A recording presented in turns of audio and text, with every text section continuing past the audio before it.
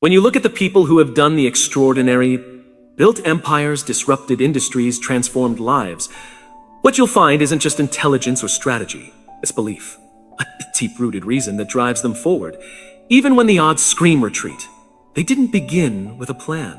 They began with a belief that they could and should change something. That belief lived in their mind long before the world caught up.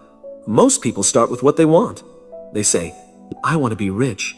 I want to be successful. But the problem with starting with what is that, it lacks the emotional engine. It doesn't give your mind something meaningful to fight for. When obstacles come, and they always do, what will crumble? Only a strong why can stand through the resistance. The mind doesn't commit fully until it understands why the mission matters. Your mind is a battlefield long before the world becomes one. Every doubt, every hesitation, every fear, those are internal wars. And if you haven't built a compelling reason to keep going, you'll retreat. Every great achievement was once invisible. It lived only in someone's head. And it stayed there until the belief became so strong, the mind had no choice but to chase it. The moment you clarify why you want something, your brain begins working in your favor, not just emotionally, but neurologically. The reticular activating system, the part of the brain that filters your attention, starts highlighting things that support your mission. It shows you the path where you used to see walls. But the key is, it only activates once there's clarity. The mind cannot pursue what the heart hasn't committed to.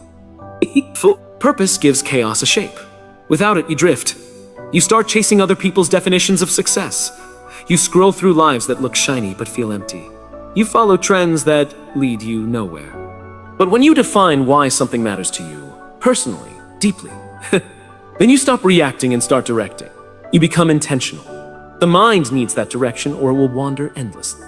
Even the most talented people struggle when they lose their why. Athletes burn out, entrepreneurs give up, artists go silent. Not because they lost their skill, but because they lost their center. Success becomes mechanical, disconnected from meaning. The mind is powerful, yes, but only when it's anchored to purpose. Otherwise, it just loops. Thinking, overthinking, doubting, hesitating. Starting with why doesn't mean having all the answers. It means having a reason strong enough to withstand not knowing. It means saying, I don't have the path, but I have the pull. But I have the pull. That pull is what wakes you up when you fail. It's what gets you back in the room when you've been rejected. It's what keeps your mind moving when fear tells it to freeze. Without that, talent stalls, discipline fades, strategy dies. The truth is, the mind follows emotion more than logic. You can know something makes sense and still not do it. But if something feels right, if your purpose resonates on a gut level, then your mind obeys. It becomes creative. It becomes resilient. It becomes focused. Not because you forced it, but because you gave it something it could believe in. Before anyone changes their life, they have to change their mind. Not in the motivational poster sense. In the neurological, deeply personal sense. Because most people aren't held back by lack of skill or opportunity. Those two, right too. They're held back by the invisible sentences they've repeated to themselves for years. I'm not smart enough. I've never been good with money. People like me don't succeed. These aren't facts. They're beliefs. And beliefs are choices we've mistaken for truths. Limiting beliefs are rarely loud. They whisper. They sound like logic. They wear the mask of caution, humility, or realism. But what they really do is build a cage around your potential. The moment your mind accepts a belief as identity, it will defend it, even if it hurts you. You won't just fear failure. You'll unconsciously prove yourself right. You'll self-sabotage, procrastinate, or pull back just before the breakthrough. Not because you're weak, but because your mind is loyal to the story you've told it. These stories usually weren't written by us. They were planted. They were planted. Incarnate. Maybe by a parent who meant well, but didn't believe in dreaming big. A teacher who dismissed you. A moment of failure that left a scar. Over time, these moments become patterns, and those patterns become narratives. And your brain, wired for efficiency, keeps repeating them until they feel like identity. But just because something is familiar doesn't mean it's true. Rewiring beliefs starts with awareness. You have to catch the script. The moment you say, I've always been this way, or that's just not who I am, you're probably bumping into a belief, not a fact. And once you see the belief, you challenge it. Ask where it came from. Ask if it serves you. Ask what would happen if the opposite were true. Beliefs can't survive scrutiny. When you expose them, they lose power. The brain is plastic. It physically changes with experience and thought. So when you replace an old belief with a new one, you're not just thinking positive. You're reconditioning the neural pathways that control your behavior. It's not overnight. It's a practice, repetition, evidence, affirmation matched with action. Over time, the new belief becomes default, and your behavior starts reflecting that upgrade without forcing it. But there's a catch. Your environment matters. You can't rewire your beliefs if you're surrounded by people who constantly reinforce the old ones. Your mind is porous. It absorbs the language, attitudes, and energy of those around you. If you want to think differently, sometimes you have to stand alone, or at least stand outside the noise long enough to hear your own thoughts clearly. One of the most powerful shifts you can make is from I can't to I haven't yet. That small adjustment creates space. It tells your brain this isn't permanent, it's just present. And when the brain sees something as temporary, it gets curious again. It looks for a solution. It starts learning instead of shutting down. That mindset alone can turn limitation into growth without changing anything but the belief behind it. Limiting beliefs don't vanish because you read a quote or say an affirmation. They fade because you prove them wrong. One small action at a time. Every time you do something your old self would have avoided. Speaking up, showing up, trying again, you chip away at the lie. The brain sees the contradiction and eventually it adapts. Not because it was easy, but because you decided your truth was more powerful than your past. Your brain doesn't speak in words. It speaks in images, emotion, and patterns. That's why visualization isn't wishful thinking. It's instruction. When you visualize something with clarity and emotion, your brain begins rehearsing success. It doesn't know the difference between imagined experience and real experience. It simply responds to the input. And the clearer that input, the stronger the neurological response. But most people don't visualize with precision. They imagine vague ideas, being rich, being happy, being successful. Those images are soft, blurry, and non-specific. The brain can't build a roadmap with that. Clarity is what creates traction. What does success look like at 7 a.m. on a Tuesday? What does your office smell like? What does your bank account say? Who are you with? What do you feel when you walk into the room? That level of detail gives the brain something it can replicate. Visualization is mental conditioning. Top athletes rehearse their performance in their minds before they ever step on the field. They walk through the shot, the sprint, the moment, over and over. Not because they're obsessed, but because they understand how the brain works. Neural pathways strengthen with repetition. The same applies to business, creativity, leadership, any domain where execution matters. If your mind has already done it, your body follows more naturally. It's not just about outcomes, though it's about the process. Visualizing yourself doing the hard, boring, disciplined work trains your mind to associate effort with identity. Most people only imagine the finish line, but the champions imagine the reps, the rejections, the early mornings, the uncomfortable conversations. They rehearse adversity so when it comes, their mind says, I've been here before. Emotion is the amplifier. A visual with no emotion is flat. When you attach feeling to the image, pride, freedom, joy, peace, your brain lights up in new ways. That emotional charge tells the mind, this matters. And the mind, always seeking efficiency, begins filtering your world through that lens. You notice opportunities, make faster decisions, and build momentum, because your subconscious is now aligned with your conscious intent. Precision in visualization is also about honesty. Well, you don't just imagine the good, imagine the resistance, the doubt, the fatigue, the fear, and then imagine yourself moving through it, overcoming it. That creates mental resilience, teaches your brain that fear isn't a stop sign, it's a signal. This kind of visualization is preparation, not fantasy. It makes you calmer in crisis because your nervous system has practiced courage before it's needed. The more often you visualize with precision, the more congruent you become. Your thoughts, actions, and identity start to align. There's no internal conflict between what you want and how you act. You stop self-sabotaging because your inner world and your outer world begin matching.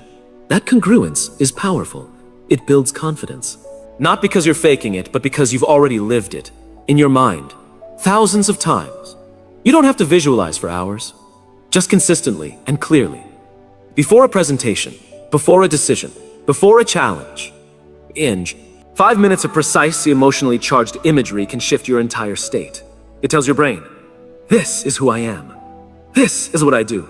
This is what happens next. Over time, the line between imagination and reality begins to blur, and your mind simply continues the story you've been telling it all along. You don't get what you want.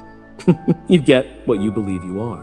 That's the quiet force of identity. It runs deeper than goals, louder than motivation, and more consistent than discipline. If your identity says you're average, you'll unconsciously act in ways that confirm it. If your identity says you're a leader, you'll find ways to rise, even in chaos. Success follows identity, not the other way around. Most people try to change their lives by changing their behavior. They force themselves to work harder, wake up earlier, think more positively. But if their identity still says, "I'm not that kind of person," it won't stick. You can't outperform how you see yourself for long. Eventually, the identity you've accepted will pull you back to its level. You don't rise to your goals. You settle into your standards. Identity is shaped through repetition and evidence. It's not just what you tell yourself, it's what you prove to yourself over and over. Every time you follow through, even in a small way, you cast a vote for the person you believe you're becoming. Confidence doesn't come from compliments. It comes from alignment. It comes from alignment.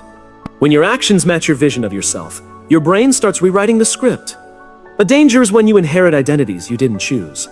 Maybe someone told you you're the quiet one, or you're not athletic, or you're bad with money. And without realizing it, you accepted that label and lived it out. But you're not born with a fixed self.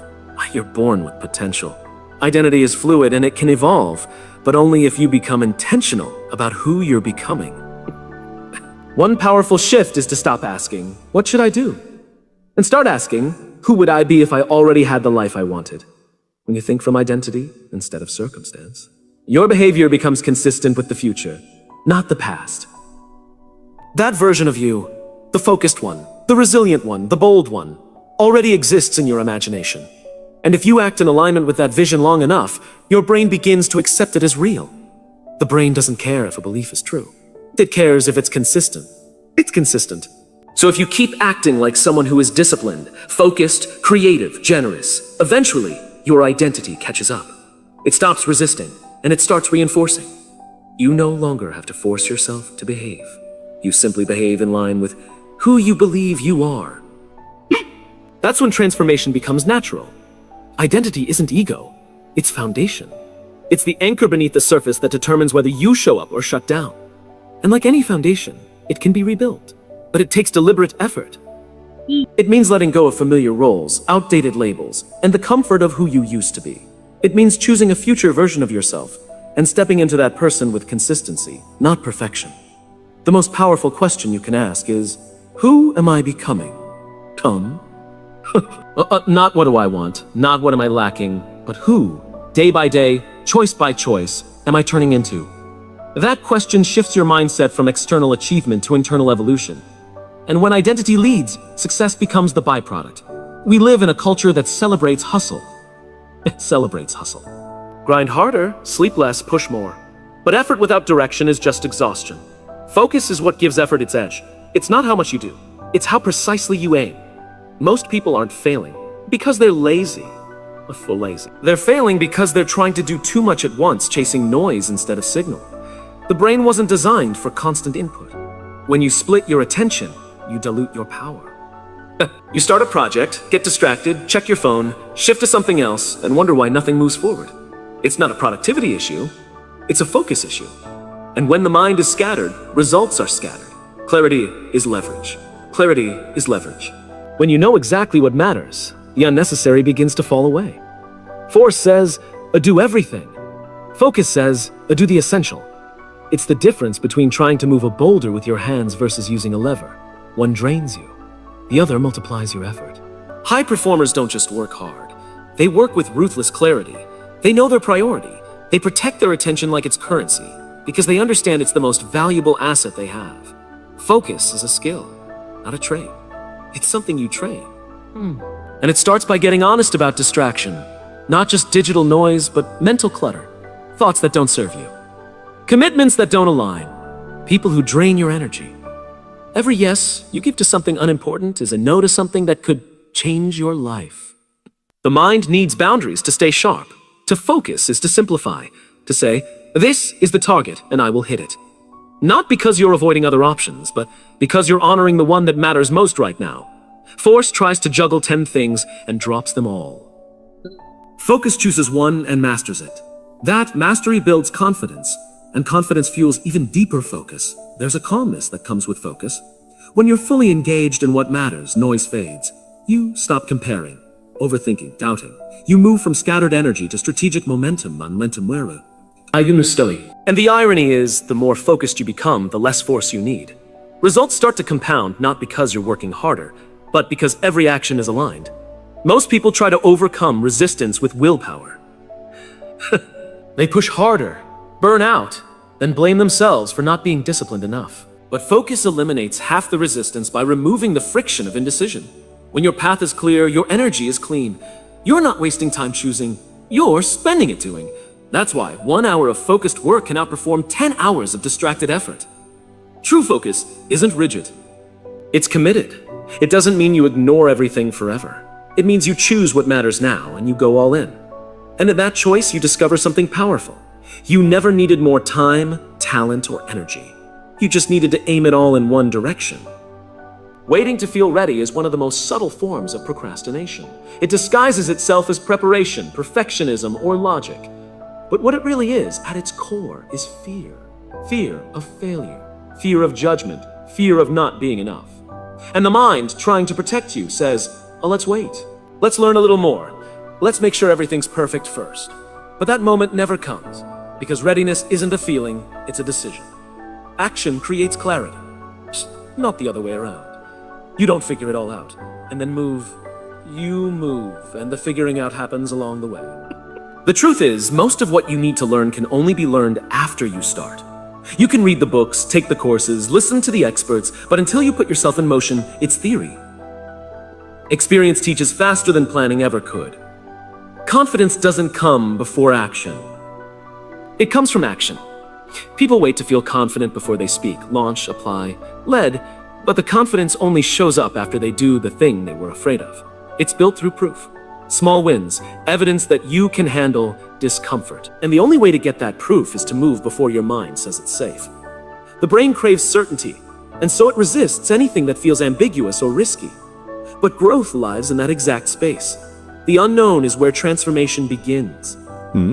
When you act before you're ready, you teach your mind that discomfort isn't danger, it's development. That shift in interpretation is what separates those who evolve from those who stay stuck. Most people overestimate what could go wrong and underestimate what could go right. They rehearse failure in their minds like it's inevitable.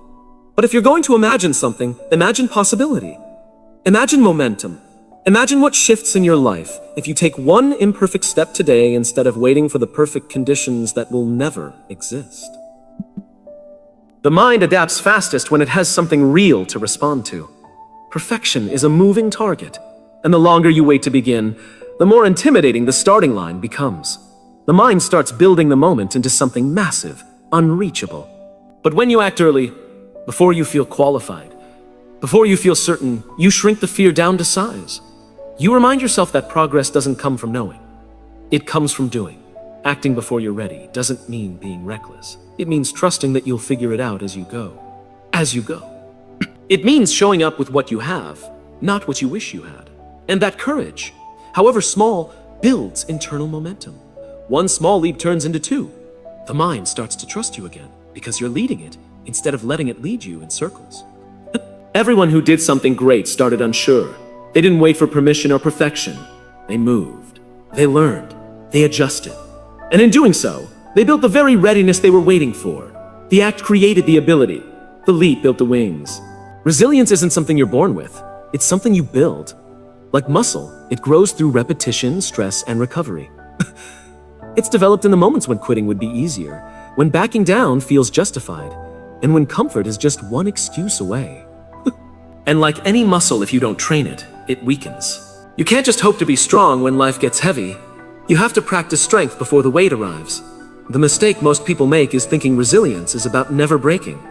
It's not. It's about how quickly you recover when you do. Everyone gets knocked down. Everyone doubts. Everyone hits moments where nothing makes sense. Resilience is the decision to rise, again and again, even when motivation is gone and clarity is missing. It's not emotional perfection. It's emotional stamina. Every setback is an invitation. You can frame it as failure, or you can frame it as feedback. One mindset shuts you down. The other opens you up. Resilient people aren't stronger because life is easier for them. They're stronger because they've trained their minds to interpret struggle as part of the process, not a signal to stop. That interpretation is everything. The brain responds not to the event, but to the meaning you attach to it. Small stress builds capacity. You don't start with the hardest weights in the gym. You build up gradually. The same is true for resilience. Every time you do something hard, have the conversation, face the fear, show up anyway. You increase your threshold. The mind learns that discomfort won't destroy you. And over time, what used to feel overwhelming becomes part of your normal. Recovery is part of training. You don't grow stronger by grinding non-stop. You grow stronger by balancing stress with rest. Resilience doesn't mean ignoring your limits. It means understanding them, respecting them, and expanding them with intention. The strongest people aren't the ones who never break. They're the ones who know when to breathe, reset, and go again. You build resilience when you show up for yourself in quiet moments, when no one's watching. When it's easier to scroll, delay, or numb out, but you choose growth instead. That choice, small, unseen, uncelebrated, is what compounds. You don't become unshakable through big gestures. You become unshakable through daily decisions that say, I keep going. The stories you tell yourself during adversity matter. If your internal dialogue says, this always happens to me, or I can't handle this, your resilience shrinks. But if you shift that story to, this is hard, but I've done hard things before, you give your brain a reason to fight. Resilience isn't just emotional, it's linguistic. The words you use during pressure moments either empower you or exhaust you. Ultimately, resilience is a relationship with discomfort. Most people run from it. Resilient people walk toward it, not because they enjoy pain, but because they understand it's part of the process. They've trained their minds to see challenge not as a threat, but as a test of readiness. This test of readiness. And with every test passed, they build an identity that says, I can handle more. Goals are useful, but they're not enough.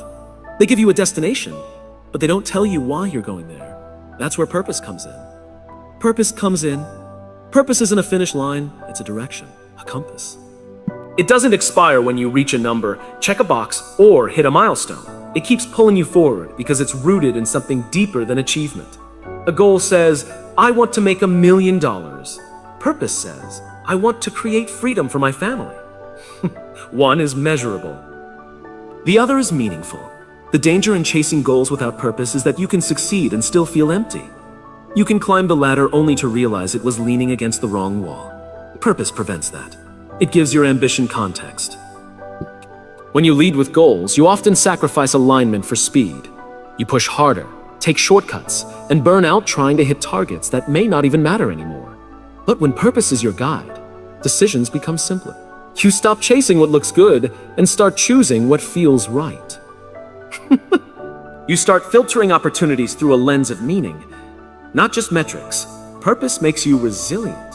When a goal gets delayed, denied, or derailed, people who are only goal-focused tend to give up.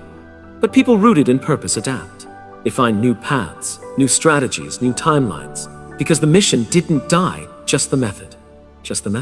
Purpose gives your mind something to stay loyal to when circumstances shift. It keeps the fire lit even when the plan changes. Clarity of purpose also protects you from comparison. When you don't know why you're doing something, it's easy to get pulled into someone else's race. You start measuring your progress against their highlight reel. But when you're connected to purpose, you don't need validation. You're not chasing applause. You're honoring something personal. That internal compass makes you harder to shake. Goals can be motivating, but they're external. They depend on outcomes you can't always control. Purpose, on the other hand, is internal. It's available every day, whether you're winning or losing, ahead or behind. It creates consistency. You don't have to wait for progress to feel fulfilled. You feel fulfilled because you're aligned with something that matters to you. When your actions serve your purpose, discipline becomes easy. You don't need to force yourself through every task because you're not just checking boxes. You're building something that reflects your values. Purpose adds emotional weight to your choices. It makes saying no to distractions easier and saying yes to the hard stuff more meaningful. It pulls you forward instead of pushing you from behind. Purpose isn't always loud or grand. It doesn't have to be a world-changing mission. Sometimes it's as simple as creating stability, being a role model, telling the truth, or building something beautiful. The key is that it's yours. When you define that clearly, your mind stops wandering. It locks in, not because of pressure, but because of alignment.